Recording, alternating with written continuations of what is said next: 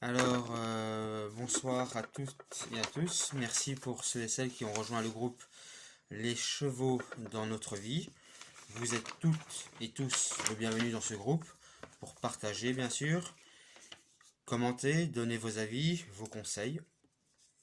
Après le confinement, on espère que j'aurai l'occasion de rencontrer certaines personnes qui font un travail extraordinaire avec leurs chevaux, qu'ils soient professionnels, propriétaire, amateur ou tout simplement passionné sans pour autant monter en centre équestre ou avoir son propre cheval. Donc j'ai lancé aujourd'hui une première thématique. Je sais le groupe a été créé seulement aujourd'hui, donc on va prendre une semaine donc jusqu'à jeudi prochain pour débattre sur la première thématique. La première thématique, c'est approfondir la conscience de notre identité. Car beaucoup de personnes, moi le premier, on a souvent du mal à se remettre en question, à se connaître soi-même. Que ce soit dans le milieu professionnel, dans notre métier, avec les autres, en groupe, en société, en ville ou de façon générale. On a du mal parfois à être avec des personnes, on a du mal parfois à s'exprimer. Donc tout ça, il faut apprendre sa propre identité, il faut se connaître soi-même. Et c'est très important d'apprendre à se connaître. Et donc j'attends vos avis pour les personnes qui sont calées en équithérapie. Donc il faut savoir, selon moi, c'est comme ça que j'ai tourné cette phrase, la conscience est le meilleur livre du monde, c'est celui que l'on doit consulter le plus souvent. Alors, cette conscience, il faut la nourrir. Il y a plein de façons différentes pour nourrir la conscience. Alors, qui dit conscience, dit l'esprit. Qui dit l'esprit, dit la connaissance. Qui dit la connaissance, dit le savoir. Et qui dit le savoir, dit l'apprentissage. C'est surtout ça, c'est l'apprentissage. Et ce, dans tout ce qu'on entreprend dans notre propre vie. Et pour apprendre à se connaître soi-même, il faut apprendre, apprendre, apprendre, apprendre et apprendre. Ainsi que pour évoluer. Apprendre. Tout simplement découvrir en chacun de nous cette envie d'apprendre. Il faut, pour des personnes par exemple qui n'aiment pas trop lire, qui n'aiment pas trop regarder certains reportages culturels ou des émissions thématiques, il faut juste prendre le temps de se découvrir, en soi-même cette envie d'étude et d'apprentissage sur nous, notre fonctionnement, que ce soit en société, en famille, dans notre milieu professionnel. C'est très important.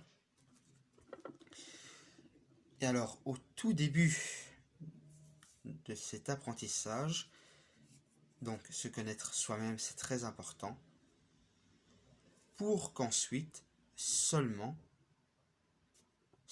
lorsqu'on commence à se connaître soi-même, on va apprendre à nourrir notre conscience, notre esprit. Alors, il y a plusieurs possibilités de nourrir et cultiver notre esprit. Ce sont deux choses différentes. C'est comme lorsqu'on fait un potager. On va planter des légumes, des fruits par exemple, pour mieux se nourrir. Donc on va apprendre à se nourrir, mais on va cultiver. Donc si on veut des fruits et des légumes dans le potager, il faut cultiver la terre, il faut cultiver le potager, tout simplement. La vie, c'est simplement ça. Dans tout ce qu'on peut entreprendre, c'est simplement ça. C'est apprendre à se nourrir et cultiver. Cultiver notre esprit, cultiver nos connaissances. Voilà, c'est de soif d'évolution. D'où l'importance de l'équithérapie, l'hypothérapie, du travail avec des chevaux, d'une présence, tout simplement. Et j'incite pas mal de personnes à aller simplement, si vous n'avez pas de chevaux, si vous avez une connaissance qui a des chevaux, proposez-lui. Vous dites, bah tiens, j'aimerais bien me sentir bien, serais-tu d'accord que j'aille avec toi voir tes chevaux juste parce que j'ai besoin de se ressentir, de cette chose que le cheval apporte. Les animaux apportent énormément à notre bien-être. Les chevaux sont des éponges d'émotions, donc c'est fantastique, c'est tout simplement fantastique. J'ai passé pas mal d'années auprès de chevaux, c'est fantastique, c'est fantastique.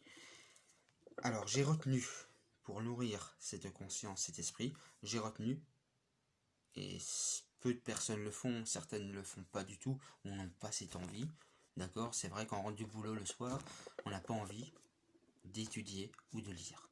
Donc l'étude, la lecture font partie de ces possibilités. Surtout, et je le répète, l'étude, la lecture pour approfondir donc la conscience de notre identité, de notre être intérieur.